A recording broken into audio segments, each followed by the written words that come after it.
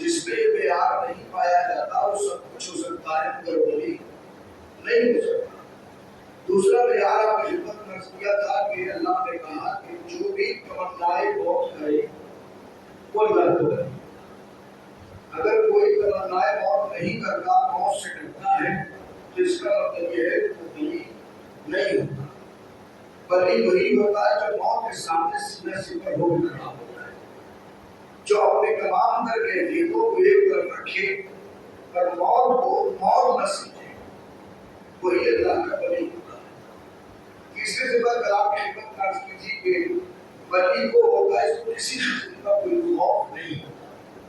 جہاں ہر انسان ڈرتا ہے، خوفزدہ ہوتا ہے، وہاں پر ولی کے پاس خوف نہیں ہوتا۔ اب وجہ کیا ہے، کیوں نہیں ہوتا، اس کی وضاحت تھوڑی سی آج کرنی ہے، اس کیفیت کو آپ کی خدمت میں پیش کرنا ہے۔ دیکھیے اللہ کی طرف سے مختلف ہوتے ہیں جو اللہ نے اپنے بندوں کے سامنے ظاہر فرمائے۔ ایسا نہیں ہے کہ ہر عہدہ کہ ہماری اپنی طرف سے ہوتا ہو، بلکہ جتنے عہدے قرآن نے بیان کیے ہیں ان تمام عہدوں کا تعلق ذات واجب سے ہے۔ اللہ سبحانہ و تعالیٰ نے جس کو جو عہدہ عنایت فرمایا وہ عہدہ اللہ کی طرف سے ملتا ہے۔ نمبر ایک نبوت، یہ اللہ کا عہدہ۔ نمبر دو رسالت، یہ اللہ کا عہدہ۔ نمبر تین وزارت، یہ اللہ کا عہدہ۔ نمبر چار خلافت، یہ اللہ کا عہدہ۔ نمبر پانچ ولایت۔ یہ پانچ عہدے ہیں جو اللہ کی طرف سے ملے کیے ہیں۔ لیکن لطف کی بات یہ ہے کہ ان پانچوں عہدوں کو اگر آپ دیکھیں تو کسی ایک عہدے کے اندر بھی انسان کو اختیار نہیں ہے کہ وہ جسے چاہے منتخب کر لے۔ جب نبی بننے کی بات ہوگی تو وہ بھی نبی اللہ ہی بناتا ہے، کوئی اور نبی نہیں بنا سکتا۔ پوری امت مل کے چاہے کہ کسی کو نبی بنا دے تو وہ نبی نہیں بن سکتا۔ جتنے بھی انبیاء ہیں حضرت آدم سے لے کر حضرت خاتم تک 1,24,000 نبی اللہ نے ہم سب کی ہدایت کے واسطے بھیجے ہیں۔ ان تمام کے تمام انبیاء کی خصوصیت یہی ہے کہ ان سب کو اللہ نے بنایا۔ بندے مل کے کسی ایک چھوٹے سے نبی کو بھی نہیں بنا سکتے۔ ظاہر عہدہ اس کا ہے تو معین بھی وہی کرے گا۔ اللہ کا عہدہ ہے تو نبی بنا کے بھی وہی بھیجے گا، کسی اور کو نبی بنانے کا نہیں۔ نمبر دو پہ رسالت ہے۔ اللہ نے 313 کو رسول بنا کے بھیجا۔ رسول کا مطلب کیا ہے؟ رسول کا مطلب یہ جو اللہ کی طرف سے پیغام لے کے آتا ہے۔ نبی وہ ہے جو اللہ کی طرف سے خبریں دیتا ہے، خبر دینے والا نبی کہلاتا ہے، پیغام پہنچانے والا رسول کہلاتا ہے۔ اب اللہ نے 313 کو اس کائنات میں رسالت سے سرفراز فرمایا ہے۔ تو جتنوں کو اللہ نے رسول بنایا ہے ان سب کی رسالت بھی امت کی عطا کرتا نہیں ہے، ان سب کی رسالت بھی اللہ ہی کی عطا کرتا ہے۔ اللہ نے جس کو رسول بنایا وہ رسول بنے گا، اور جس کو رسول نہیں بنایا اس کو پوری امت مل کے چاہے کہ بنا دے تو رسول نہیں بنا سکتا۔ تو نبوت اس کا عہدہ وہ نبی بنائے گا، رسالت اس کا عہدہ وہ رسول بنائے گا۔ ایسے ہی وزارت، یہ وزارت بھی اس کا عہدہ ہے۔ وَاجْعَلْ لِي وَزِيرًا مِّنْ أَهْلِي، پروردگار میرے اہل میں میرا ایک وزیر بنا دے۔ وَاجْعَلْ لِي، پروردگار تو بنا دے، تو بنا دے ہارون اخی، جو میرا بھائی بھی ہے جس کا نام ہارون بھی ہے۔ عجیب بات ہے، آپ ملاحظہ فرمائیں کہ اللہ کی بارگاہ میں دعا کر رہے ہیں موسیٰ، اولو العزم پیغمبر ہے موسیٰ، صاحب شریعت ہے موسیٰ، صاحب کتاب ہے موسیٰ، اولو العزم ہے موسیٰ، کلیم اللہ ہے موسیٰ، غور کے صاحب شریعت ہے موسیٰ، بتا رہے ہیں پروردگار میرے لیے وزیر بنا دے۔ کسے بنا دے؟ نام بھی بتا رہے ہیں پروردگار ہارون کو بتا دے۔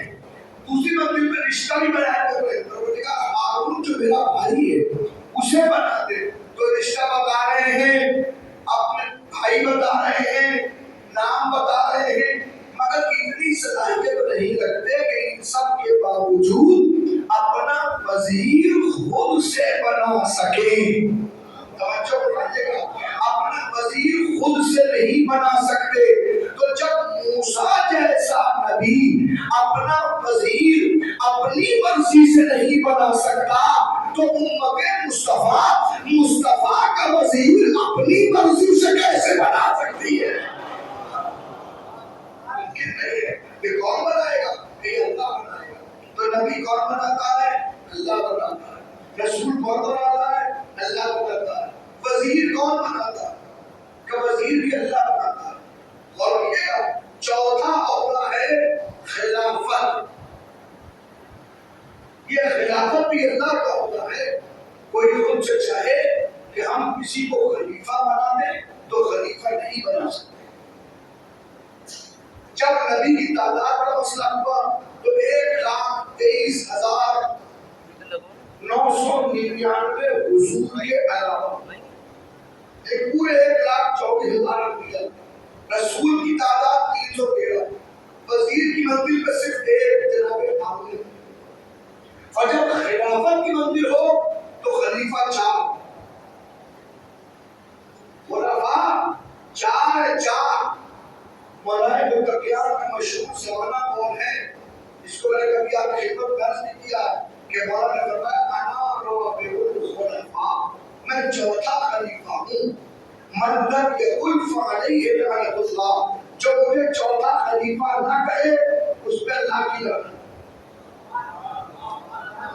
غور کریے گا, فرماتے ہیں کہ میں چوتھا خلیفہ ہوں, جو مجھے چوتھا نہ کہے اس پہ اللہ کی لعنت. کسی اور کا قول نہیں ہے, کسی مجتہد کا قول نہیں, کسی علامہ کا قول نہیں, کسی عالم کا قول نہیں. یہ کس کا قول ہے؟ یہ قول خود مولانا بکتیار کا قول ہے کہ میں چوتھا خلیفہ ہوں. ہے بھی, اگر آپ چوتھے خلیفہ ہیں تو امت بھی تو چوتھا خلیفہ کہہ رہی ہے, امت بھی تو بتا رہی ہے. اگر آپ کہیں کہ میں چوتھا ہوں اور کوئی مجھے چوتھا نہ کہے تو اس میں اللہ کی لعنت ہے, تو باقی تین کا بھی تو بتائیے تین کون سے ہیں. تو تین کو سمجھنا چاہتے ہو تو قرآن پڑھ لو, اللہ کی کتاب دیکھ لو, سمجھ میں آ جائے گا. آپ کوئی کام نہ جائے. اس لیے کہ ادھر جانا اسلام نہیں ہے, صراط مستقیم کا نام اسلام ہے. ادھر ادھر جانا اسلام نہیں ہے. خلافت ادھر ادھر جانے کا نام نہیں ہے. آپ پڑھیے قرآن, پہلی آیت انی جاعل فی الارض خلیفہ, میں زمین پر اے آدم تمہیں اپنا خلیفہ بنا رہا ہوں. تو پہلے خلیفہ کا نام آدم ہے, دوسرے خلیفہ کا نام یا ہارون اخلفنی فی قومی, اے ہارون تو میری قوم میں میرا خلیفہ ہو جا. دوسرے خلیفہ کا نام ہارون ہے.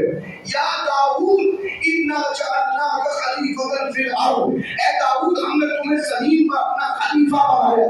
یہ تیسرے خلیفہ داؤد ہے. غور کیا, پہلے آدم, دوسرے ہارون, تیسرے داؤد اور چوتھے مولانا بکتیار. اب خلافت کا نام آئے تو دائیں بائیں نہ دیکھیے گا, اللہ کے بنائے ہوئے اور ہوتے ہیں, بندوں کے بنائے ہوئے اور. سلام پڑھیے محمد علیہ.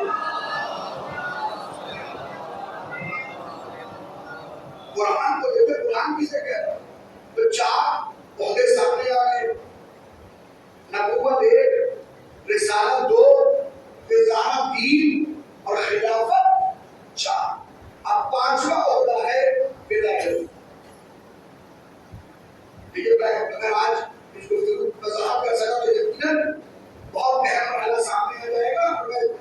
میں ولایت کو اپنی جگہ روک کے اس بات کو شریعت کرنا چاہ رہا ہوں کہ میں محسوس کر رہا ہوں کہ ابھی تک ولایت کی اہمیت صحیح طور پہ واضح نہیں ہوئی. لہٰذا میں بتانا چاہتا ہوں کہ ولایت کیسا عہدہ ہے. تو 4 عہدے, نبوت, رسالت, وزارت, خلافت, یہ چاروں عہدے پست ہیں. ولایت سب سے بلند ہے. ولایت سب سے بلند عہدہ ہے. ولایت سے بڑھ کے عہدہ کوئی بلند نہیں ہے. آپ کہیں کیسی بات کر رہے ہیں؟ ارے نبیوں میں ایک نبی کا نام سرور کائنات,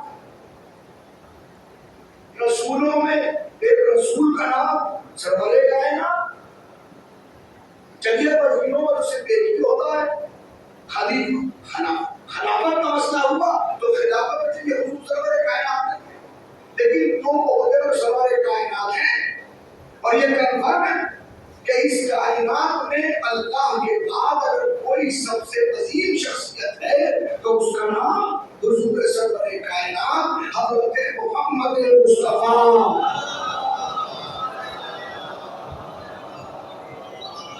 حضور سے بڑی شخصیت کوئی نہیں ہے، تو جب حضور سے بڑی شخصیت کوئی نہیں ہے اور دو عہدوں میں حضور شامل ہے تو یہ کیسے ہو سکتا ہے؟ ولایت کے اندر آپ کہیں گے وہ پس نہیں ہے، بلند ہے، اور نبوت اور رسالت پس ہے، جن جو عہدہ حضور کے پاس ہو پس کیسے ہو سکتا؟ تو میں خدمت میں کہوں اگر آپ نے چاروں عہدوں کو دیکھ لیا ہو تو میں چاروں کا ایک مطابق مانا بتاؤں۔ نبی اسے کہتے ہیں جو خبر دینے والا ہو، رسول اسے کہتے ہیں جو پیغام دے کے آنے والا ہو، وزیر اسے کہتے ہیں کہ جو بوجھ اٹھانے والا ہو۔ وزیر بنا ہے وزر سے، اور وزر کے معنی ہے بوجھ۔ وزیر کو وزیر کیوں کہتے ہیں کہ وہ بوجھ اٹھانے والا ہوتا ہے۔ غور کیے گا چوتھے نمبر پہ آیا خلافت۔ خلافت کہتے ہیں جانشینی کو، جانشینی تو کسی کی جگہ پر بیٹھنا، خلافت۔ اب آپ آئیے، سب سے عظیم عہدے کا نام ہے عہدۂ ولایت۔ سب سے عظیم عہدے کا نام ہے عہدۂ ولایت۔ نبوت بس، رسالت بس، خلافت بس، وزارت بس، لیکن عہدۂ ولایت بلند۔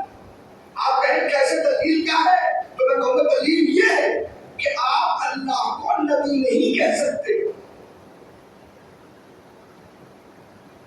آپ اللہ کو رسول نہیں کہہ سکتے، آپ اللہ کو وزیر نہیں کہہ سکتے، آپ اللہ کو خلیفہ نہیں کہہ سکتے، لیکن آپ اللہ کو ولی کہہ سکتے ہیں۔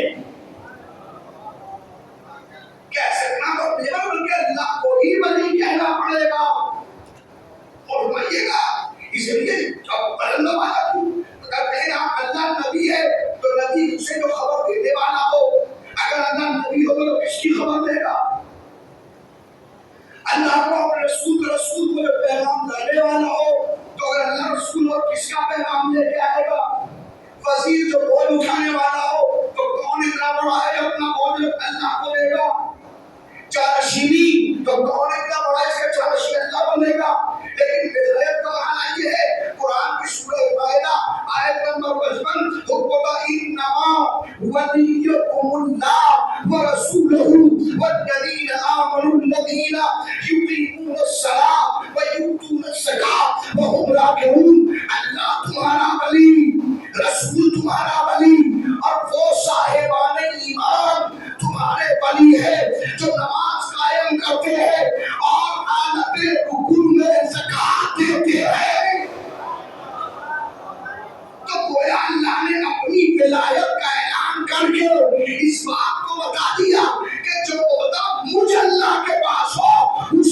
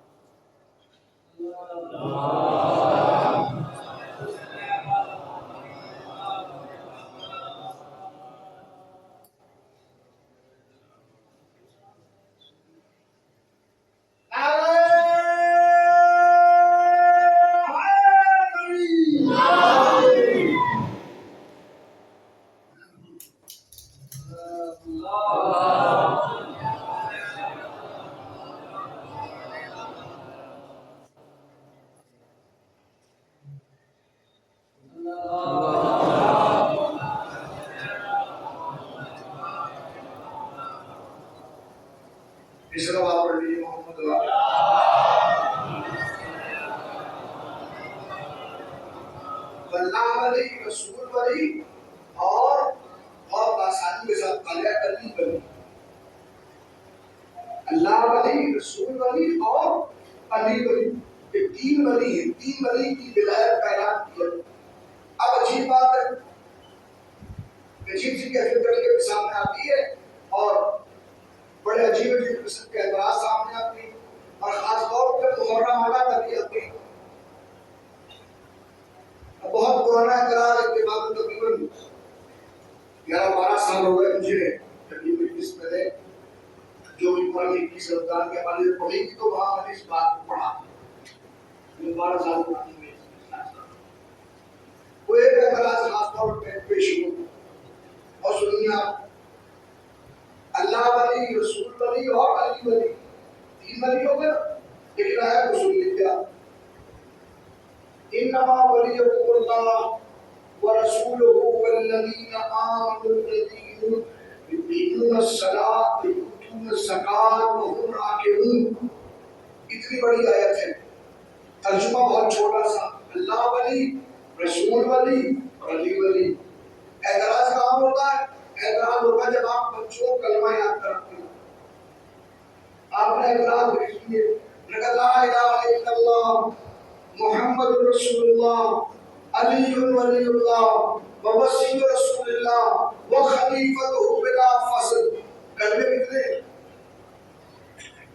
کلمے ہیں تین، ایک توحید کا کلمہ، ایک رسالت کا کلمہ اور ایک ولایت کا کلمہ۔ اب اعتراض سنیے کیا، لا الہ الا اللہ توحید کا کلمہ، محمد رسول اللہ رسالت کا کلمہ، اور جب ولایت کی بات آئی تو علی ولی اللہ ووصی رسول اللہ وخلیفۃ بلا فصل۔ کہ دیکھیے شیعہ جتنے بھی ہیں یہ ولایت کو آگے بڑھا دیتے ہیں، اور پڑھانے میں کیا کہتے ہیں کہ دیکھیے جب نبی کا کلمہ پڑھتے ہیں تو معاملہ اور، جب اللہ کا کلمہ پڑھتے ہیں تو معاملہ اور، جب ولایت کا معاملہ ہوتا ہے تو معاملہ کچھ اور۔ اللہ کی بات ہو تو ایک جملہ، رسول کی بات ہو تو ایک جملہ، اور جب علی کی بات ہو تو پوری ریل چلا دیتے ہیں، علی ولی اللہ وصی رسول اللہ وخلیفۃ بلا فصل۔ تو بھائی اگر ریل ہی دیکھنی ہو تو سورہ مائدہ میں دیکھو، مسئلہ دیکھنا ریل دیکھنا تو سورہ مائدہ میں دیکھو، انما ولیکم اللہ اتنا سا ہے ورسولہ اتنا سا ہے والذین آمنوا الذین یقیمون الصلاۃ ویؤتون الزکاۃ وهم راکعون۔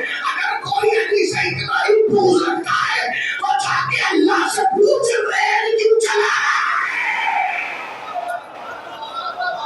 صلوات محمد۔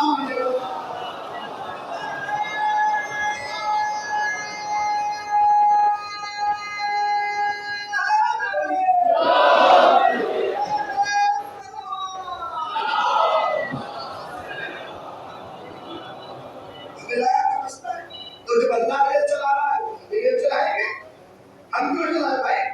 جب اللہ نے چلائی ہے۔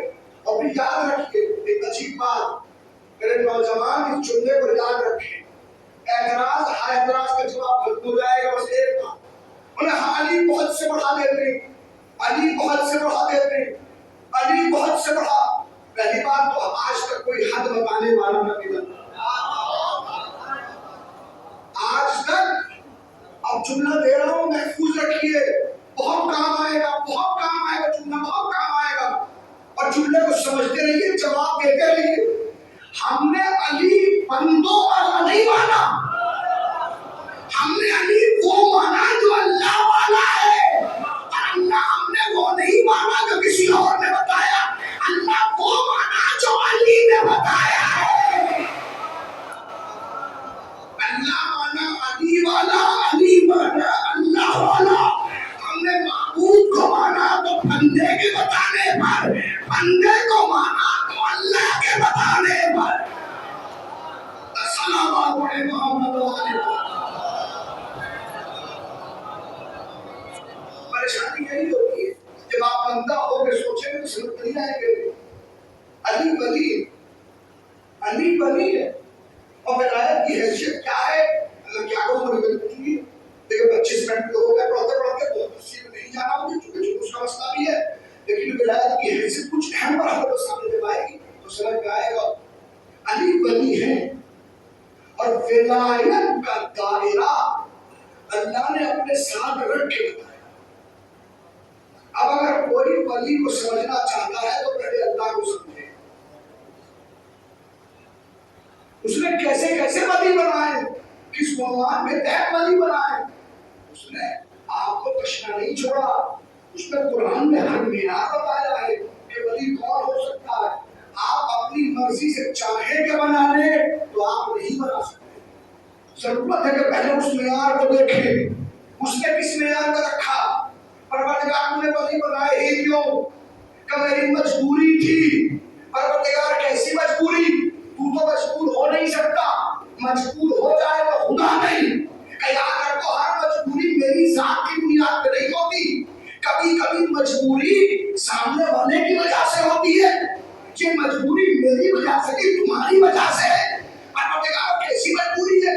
کہ میری مجبوری یہ ہے کہ میری ہر صفت کو تم نہیں سمجھ سکتے، لہذا اپنی ہر صفت کو سمجھانے کے لیے مجھے ایک مظہر کی ضرورت ہے، ضرورت ہے کہ میری ہر صفت کا بتانے والا ہو، میری ہر صفت کو سمجھانے والا ہو۔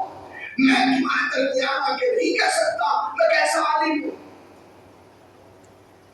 میں کیسا قاضی ہوں تمہارے درمیان نہیں بتا سکتا، میں کیسا محیی ہوں تمہارے درمیان نہیں بتا سکتا، میں کیسا خالق ہوں تمہارے درمیان نہیں بتا سکتا، میں کیسا قاضی ہوں تمہارے درمیان نہیں بتا سکتا۔ ضرورت ہے کہ کوئی ایسا ہو کہ جو میری ہر صفت کو تمہارے سامنے لے آئے۔ نماز صبح ختم ہوئی، مسجد کے باہر علی نکلے اور نکلنے کے بعد ایک مرتبہ انگلی اٹھا کے آسمان کی طرف کیا، دائیں کیا، بائیں کیا، گھمایا، کھڑے ہو گئے۔ آنے والا پوچھتا یہ علی کیا ہو رہا ہے، یہ علی یہ کیا ہو رہا ہے؟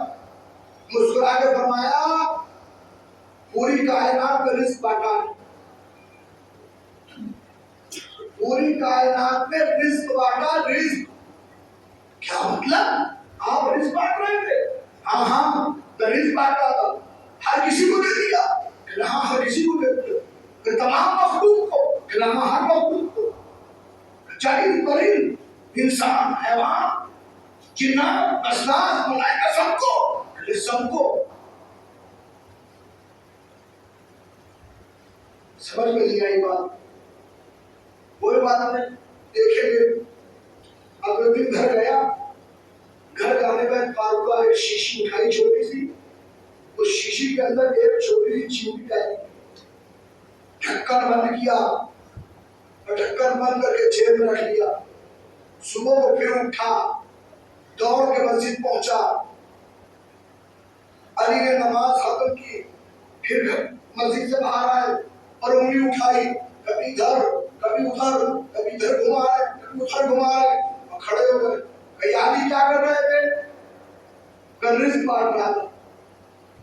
اب وہ مسکرایا کہ سب کو بانٹ دیا، کہ ہاں سب کو بانٹ دیا، کہ انسانوں کو بانٹ دیا، کہ جنات کو بانٹ دیا، کہ ملائکہ کو بانٹ دیا، کہ حور و غلمان کو بانٹ دیا، کہ چرند و پرند کو بانٹ دیا، کہ حشرات کو، زمین میں رہنے والے کیڑے مکوڑوں کو بانٹ دیا، کہ دیکھ لیجیے بانٹ دیا آپ نے، کہ ہاں دیکھیے کوئی رہ تو نہیں گیا، کہ نہیں بانٹ دیا۔ مسکرا کے جیب سے شیشی نکالتا ہے، کہ یا علی میرے پاس اس شیشی میں چیونٹی ہے جو میرے پاس ہے اور قید میں ہے، شیشی میرے علاوہ کہیں کری نہیں، کوئی مجھ سے شیشی لے کے نہیں گیا، آپ کہہ رہے ہیں بانٹ دیا، اگر بڑھتا تو یہ میرے پاس سے کہیں جاتی تبھی تو ملتا۔ مولانا نے مسکرا کے فرمایا رک جا، پہلے مجھ سے ایک سوال کر لوں، تو اس سوال کا جواب دے دے، اور اگر سمجھ میں نہیں آئے گا تو پھر دکھا بھی دوں گا۔ کہا پوچھیے کہ جو تیرے ہاتھ میں شیشی ہے رزق اس تک بھی پہنچ گیا؟ کہ کیسے ہو سکتا ہے جو شیشی میرے جیب میں ہو اس تک کوئی رزق پہنچانے والا پہنچا دے؟ کہ سمجھ میں بھی آئے گا؟ میں ایک سوال کا جواب دے، اگر اس وقت اللہ نے اس چیونٹی کی موت رکھی ہو تو کیا ملک الموت اس کی چیونٹی کی روح لینے پہنچے گا نہیں پہنچے گا؟ اس کی موت آئے گی نہیں آئے گی؟ کہاں؟ یعنی بالکل آئے گی۔ کہ یہ بتا شیشی تو تیرے پاس میں ہے، موت کیسے جا سکتی ہے؟ کہ یعنی موت تو پہنچ جائے گی۔ مسکرا کے فرمایا جیسے موت پہنچے گی ویسے ہی رزق پہنچا ہے۔ کیا سمجھ میں نہیں آیا؟ اگر سمجھ میں نہیں آیا تو ایک کام کر، شیشی کو کھول کے دیکھ لے۔ اب شیشی کھلی، چیونٹی نکلی، چیونٹی کے منہ کے اندر چھوٹی سی پتی موجود تھی۔ تڑپے کا دیکھ، میں علی ہوں، مجھے اللہ نے ولی بنایا ہے، اور ولی کا اختیار اتنا ہوتا ہے کوئی اپنے پاس قید رکھے مگر چونکہ ہمارا اختیار ہے لہذا جہاں تک کوئی نہیں پہنچ سکتا وہاں تک ہم پہنچ جاتے ہیں۔ دنیا کو بتانا تھا اے علی والو گھبرانے کی ضرورت نہیں ہے، دشمن قید بھی کر لے رزق ہم پہنچانے والے ہیں۔ سلام محمد۔ اگر کوئی قید بھی کر دے گا تو رزق پہنچانے والے ہم ہیں۔ ہم تمہیں نجات دے والے، چونکہ ہم ولی ہیں۔ ولی، اور ولی کون ہوتا ہے؟ ولی کیسا ہوتا ہے؟ ولی کے عنوان کیا ہو گئے؟ انشاءاللہ خرابہ خرابہ کچھ چیزوں کو پیش کرنے کی کوشش کی جا رہی ہے۔ ولی ہوتا، ولی وہ جو ایک لمحے میں پوری کائنات کو جانتا ہے، جس کے لیے گزرا ہوا زمانہ آیا ہوا زمانہ کوئی فرق نہیں ہوتا، ماضی مستقبل حال اس کے لیے برابر ہوتا ہے۔ اگر ایسا نہ ہوتا تو ایک باپ اپنے بچے کے ہاتھ پہ تعویذ نہ باندھتا۔ تعویذ باندھا ہے تو یوں باندھا ہے کہ باپ ولی ہے،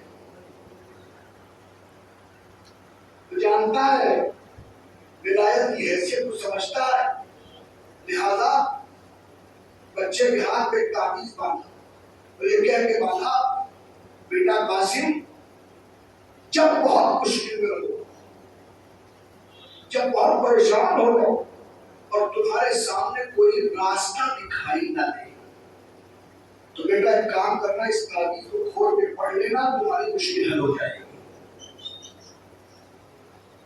بظاہر کتنا آسان جملہ دکھائی دیتا ہے، لیکن نہیں، ولی ہے وہ جس کے لیے آنے والا وقت بھی بالکل سامنے، تو یہ جب ظاہر ہوگا جب آپ اس تعویذ کو کھول کے اس کی عبارت کو پڑھیں گے۔ 3 سال کے قاسم جب باپ نے داہنے ہاتھ پر یہ تعویذ باندھا اور 10 سال بعد کے لیے تعویذ باندھا، کربلا میں آ گئے قاسم، 13 برس کے قاسم ہے۔ اب مجھے یہ کہنے کی ضرورت نہیں ہے کہ آج 7 محرم ہے۔ 7 محرم کا مطلب یہ ہے کہ دھیان رکھیے گا، آج ایک بیوہ کو اس کے ڈانٹنے کا غصہ دینا ہے، آج ایک یتیم کا ماتم کرنا ہے۔ اس بات کا احساس رہے کہ آج اس کا ماتم کرنا ہے کہ جو گیا تھا تو ایک تھا، جب پلٹا ہے تو ایک نہیں پلٹا۔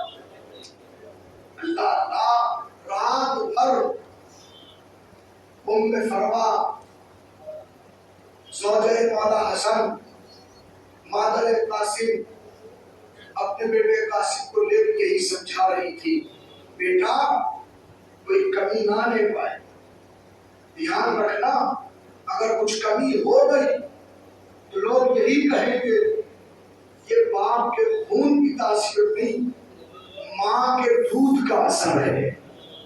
بیٹا میں سیدانی نہیں ہوں، لیکن کہیں ایسا نہ ہو معلوم میں کچھ کمی سامنے آئے. روایت کے جملے ہیں کہ بیٹا رات کو ماں سے کہہ رہا تھا ماں پریشان نہ ہوئیے، انشاءاللہ ایسی قربانی پیش کروں گا کہ کسی کی ایسی قربانی کو بھول نہ ہوگی. اماں پریشان نہ ہوئیے. بس صبح کا وقت ہوا، جناب قاسم پہنچتے ہیں. چچا مرنے کی اجازت دیجیے. ایک ہی جملہ کہتے ہیں کیسے مرنے کی اجازت دوں، تجھے دیکھتا ہوں تو میرا بھائی حسن یاد آتا ہے.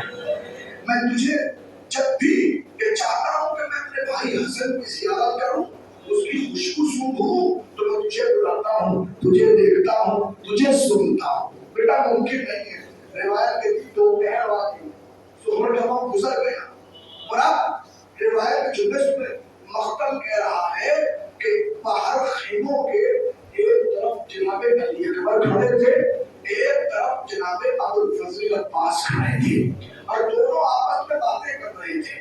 مولانا غازی سے جناب علی اکبر نے کہا چچا آپ نہ جائیے گا، پہلے میں جاتا ہوں، پہلے میں جاتا ہوں. اس لیے کہ اگر آپ پہلے چلے گئے تو آپ میرے بابا کی قوت بازو ہے، آپ اگر چلے گئے تو بابا کی کمر ٹوٹ جائے گی. اور عباس کہتے نہیں علی اکبر تم مت جانا، تم آپ کا نور نظر ہو، اگر تم چلے گئے تو تمہارے باپ کی بصارت ختم ہو جائے گی. ایک نے کہا دوسرے سے تم نہ جانا، تم جاؤ گے تو کمر ٹوٹ جائے گی. دوسرے نے کہا پہلے سے تم نہ جانا، اگر تم گئے تو میرے باپ کی آنکھوں کی روشنی چلی جائے گی. قاسم آگے بڑھے اور آگے بڑھ کے کہا چچا آپ نہ جائیے گا، اس لیے کہ آپ کے جانے سے چچا کی کمر ٹوٹے گی. اے بھیا اکبر آپ نہ جائیے گا، آپ جائیں گے تو آنکھوں کے بیماری چلی جائے گی. ارے آپ دونوں مجھے جانے دیجیے، اس لیے کہ میں یتیم ہوں، میرے جانے سے نہ آنکھوں کی بیماری آئے گی نہ کسی کی کمر ٹوٹے گی. اجرکم اللہ، خدا کوئی غم نہ دے. ظہر کا وقت ہوا، ایک مرتبہ گھر میں تشریف لائے، خیمے میں آئے. ماں نے دیکھا بیٹا تم اب تک زندہ ہو، بیٹا کہ تم چاہتے ہو کہ مجھے اہل بیت کے سامنے شرمندہ کرو. ماں میں کیا کروں، بار بار میں نے چاہا کہ میں اجازت دوں، چچا مرنے کی اجازت نہیں دیتے. اٹھو، اٹھے اور ایک مرتبہ ہاتھ پکڑ کے بی بی ام فرمت چلی. روایت کا چھٹا حسین خیمے کے باہر بیٹھے، جیسے بی بی ام فرمت کو آتا ہوا دیکھا فوراً کھڑے ہوئے. بھیا باز دیکھو یہ ہماری زندگی میں کون بیوی ہے جو گھر سے باہر نکل آئی، معلوم کرو. سر جھکا کے کہا مولا یہ بھابھی ام فرمت. کھڑے ہو گئے حسین، دوڑے بھابھی ہمیں حکم دیتی ہم حاضر ہو جاتے. فرمائیے کیسے آنا ہوا، ابھی ہم زندہ ہیں، ابھی زندہ. کہا ہاتھ جوڑ کے مولائی سیدی آبائی میں کبھی نہ آتی، میں کبھی اگر ہمارے سر پہ شوہر کے سایہ ہوتا میں اپنے یتیم کو لے کے آئی ہوں. اے مولا بس سوال اتنا ہے کہ یتیموں کی قربانی قبول نہیں ہوتی. اجرکم اللہ. سر جھکا کے حسین اتنا روئے کہ بے ہوش ہو گئے، اتنا روئے کہ حسین بے ہوش ہو گئے. جب قاسم کو راہ چارہ مسدود ہوئی، ایک مرتبہ باپ کے چھپتے یاد آئے. باپ نے کہا جب کوئی راستہ نہ ہو، ہر طرف سے پریشان ہوئے، تعویذ کھولنا. دوڑے خیمے کے پیچھے آئے، ایک مرتبہ تعویذ کھولا. اب کھول کے دیکھ سوچ رہے تھے کوئی دعا ہوگی، مگر کوئی دعا نہیں. بھائی کا خط بھائی کے نام تھا. اے بھیا میں کربلا میں موجود نہ ہوں گا، جب چاروں طرف سے اشریا گھیر لے، اے بھیا حسین میری طرف سے قاسم کو قبول کر لینا. یا تو قاسم رو رہے تھے یا مسکرا اٹھے، تیزی سے دوڑے اور آ کے سر جھکا کے تحریر کو پیش کر دیا. حسین کا امام ہے حسن. حسن کون ہے؟ جو حسین کا بھی ولی، جو حسین کا بھی ولی، بڑے بھائی ہیں، امام بھی ہیں، ولی بھی ہیں. جیسے ہی تحریر دیکھا آنکھوں سے لگایا، सर झुका के कहा, बेटा कासिम तूने मजबूर कर दिया, बेटा अब तो मेरे इमाम का हुक्म है, अब तो मेरे वली का हुक्म है, बेटा खुदा हाफिज। रिवायत करती है अब्बास ने सवार कराया, रिवायत में जुमले कहती है अब तो सवार कराया तो घोड़े पर जो सीन पर बिठाया है तो पांव रकाबों तक नहीं पहुंच रहे थे, कैफियत देखे रकाबों तक पांव नहीं पहुंच रहे थे। मैं पकड़ा बेटा खुदा हाफिज, खुदा हाफिज। ज़िरा दी गई तो कोई ज़िरा कासिम के जिस्म पर नहीं आया, बारीक सा कुर्ता कासिम को पहना के देखा, चिल्ला के रोए और रोने के बाद आगे बढ़ के काम किया। हुसैन ने उस कुर्ते के गरेबान को फाड़ दिया, गरेबान को फाड़ दिया।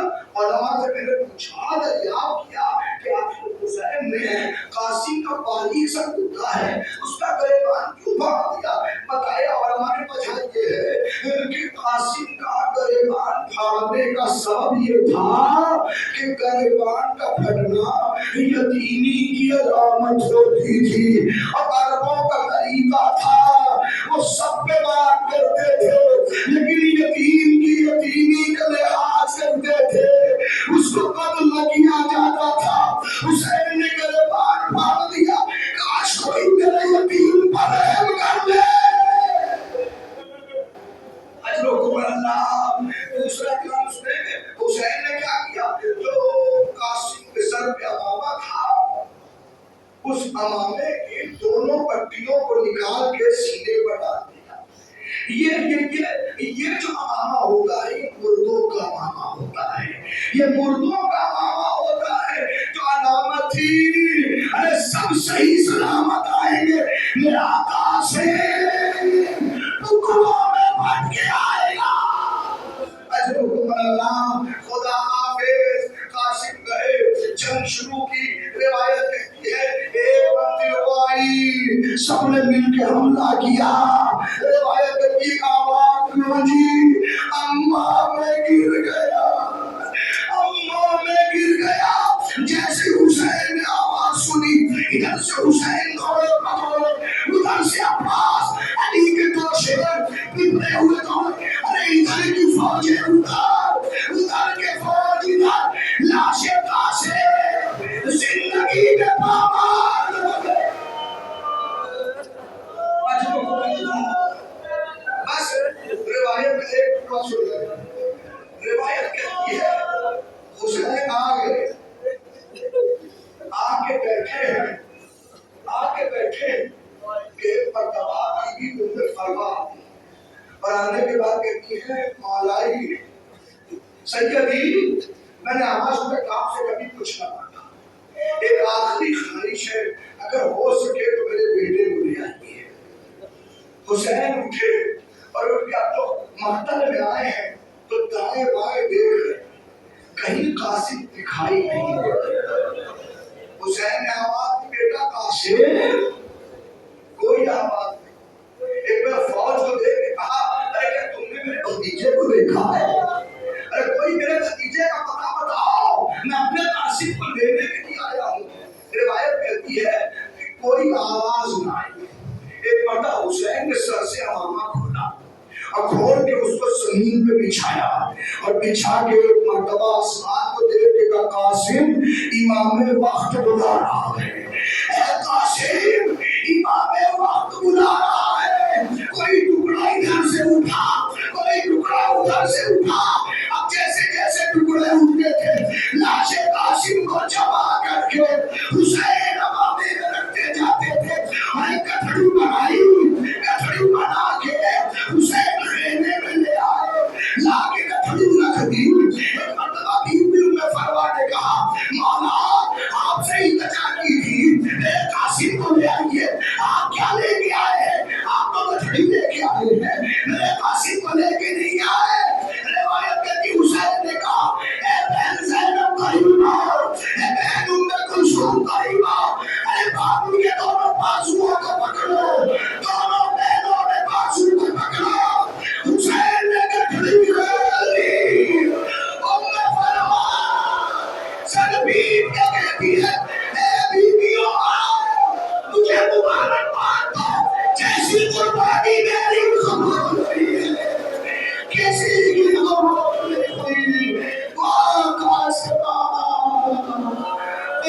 Jerusalem.